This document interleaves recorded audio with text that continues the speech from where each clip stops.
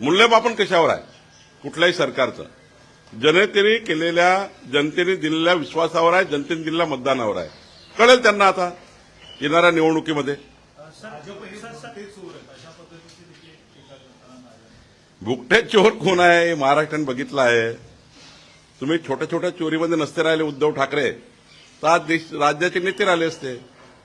काय इतकं तुम्हाला खाली यावं लागलं? भुकट्या चोरीमध्ये कोण राहिलं? कोणी कोणी त्या ठिकाणी भुकटी चोरी केली?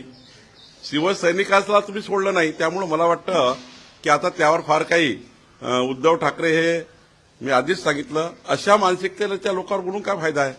वसंतदादा शुगर इन्स्टिट्यूटची चौकशी जी आहे ती लावलेली आहे. राष्ट्रवादीकडून आरोप असा होतो की भाजपची ही राजकीय खेळी आहे. एकीकडे ठाण्यानंतर आता हा पेच जो आहे तो बारामतीकडे वळवलेला आहे. कारण आपण जर पाहिलं तर शुगर इन्स्टिट्यूटमध्ये शरद पवार अध्यक्ष होते आणि तिकडेच आता चौकशी लावली, त्यामुळे आरोप प्रत्यारोप होत्याचा आहे. मी एक सांगतो की माननीय मुख्यमंत्री महोदयाकडे किंवा शासनाकडे कुठल्याही इन्स्टिट्यूटबद्दल जेव्हा तक्रारी येतात तेव्हा माननीय मुख्यमंत्री किंवा शासन माझ्याकडे अनेक तक्रारी येतात, सीएम साहेबांकडे येतात, तर त्या ठिकाणी तक्रारीवर चौकशी होत असतं.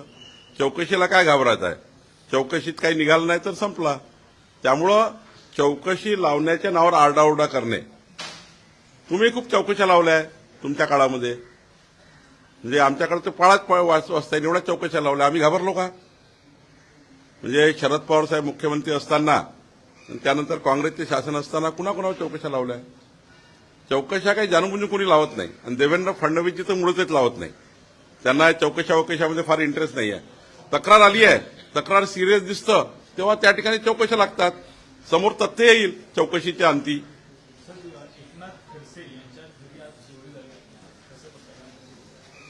नाही, पोलीस चौकशी करतील. शेवटी चोरी झाल्यावर जो काही पोलिसांनी तातडीनं चोरांना पकडणे, जे काही सीसीटीव्ही सर्व्हिलन्स असतील त्या ठिकाणी त्याच्या आधारावर चोराचा तपास करणे, ज्या काही पोलिसांनी तातडीने याचा छडा लावणे हे महत्वाचं आहे.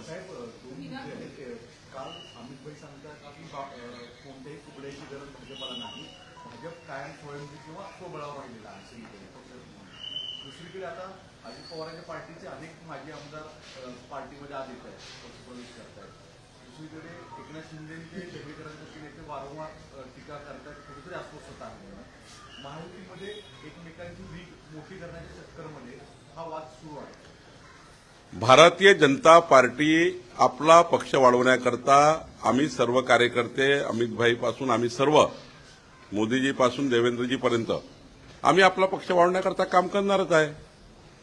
एकनाथजी यांनी आपला पक्ष वाढवायचा आहे, अजितदादांनी आपला पक्ष वाढवायचा आहे. शेवटी महायुतीमध्ये आपापला पक्ष